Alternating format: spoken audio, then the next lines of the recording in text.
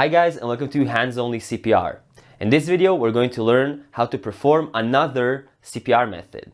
Now, the reason why I want to teach you guys two different CPR methods is because I think Hands Only CPR will be very useful for you guys. The first reason for that is it is very easy to remember. I want you guys to be able to perform CPR even 5 years from now. And with Hands Only CPR, I'm pretty confident that you guys will remember the scheme and feel confident to do so. Another reason is because hands-only CPR is really common, while also the previous CPR scheme is really common.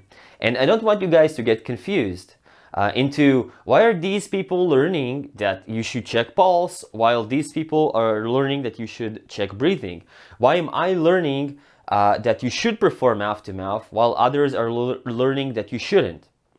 I don't want you guys to get confused about all of this, and so I want to teach you guys both CPR methods.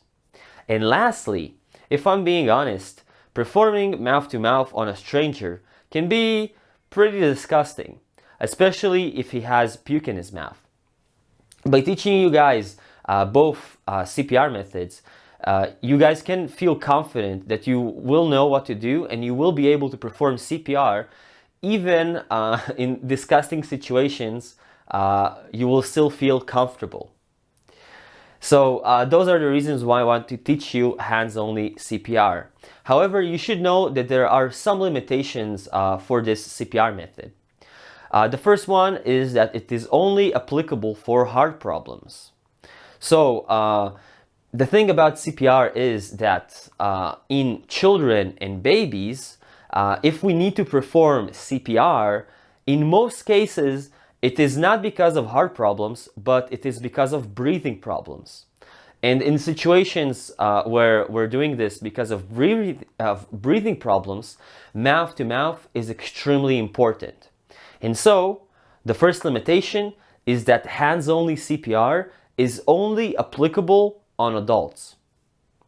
The other limitation of hands-only CPR is that it is less effective for very long sessions of CPR.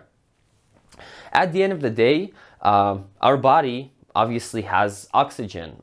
When we breathe, then our blood carries that oxygen to our cells in our bodies. When our heart stops beating, then the blood can't really move around our body to the cells that needs it. However, our body will still have some oxygen left from when we were awake and we were breathing. When we perform chest compressions, we're basically moving that oxygen and blood around the body, and that way we oxygenize our patient. The thing is, after a few minutes of doing so, the oxygen supply that we still have in the body will also deplete. And if we're not performing mouth-to-mouth, then we're not really getting enough oxygen in the body. And so in long sessions that the CPR will take more than a few minutes, then this CPR scheme is a bit less effective. However, it is still very effective, okay? So don't worry about that too much. Hands-only CPR is being taught by a good reason. It is a very effective way of CPR, just that it's not very good to do on children and babies, or in very, very long sessions of CPR. Okay, now let's learn how to perform hands-only CPR. It is pretty similar to what we already learned. Safety is exactly the same. We want to take care of our and our patient's safety. The next step would also be to check his responsiveness. So we will talk with the man and we will see if he reacts to us. And if he doesn't, then we will call for help. Next step, however, would not be to check his pulse. We don't check pulse when it comes to hands-only CPR. Instead, we want to assess his breathing. So all we want to do is just to look at his chest for a few seconds.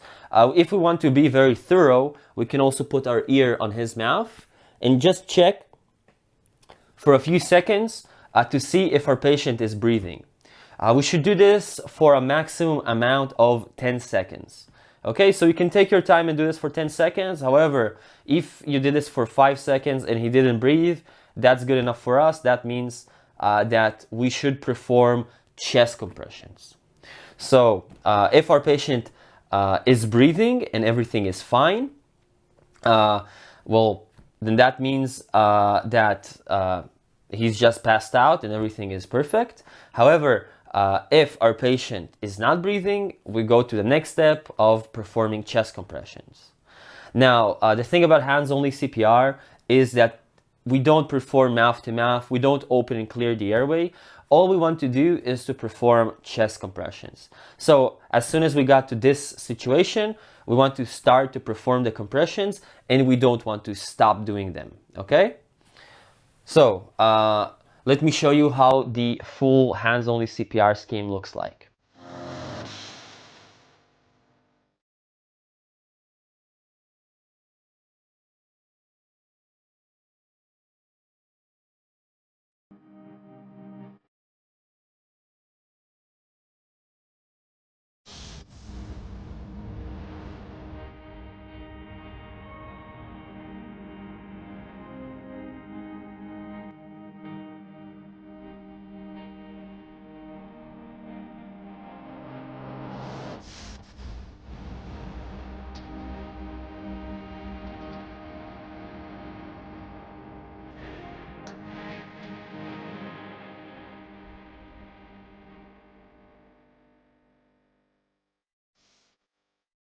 And that's basically it. Now you just want to continue until help arrives.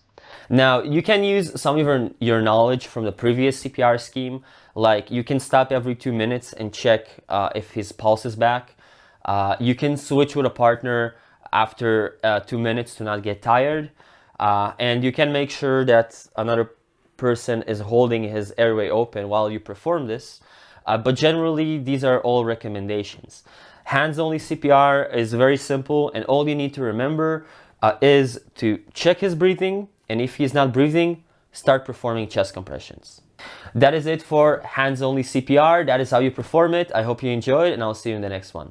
Bye, guys.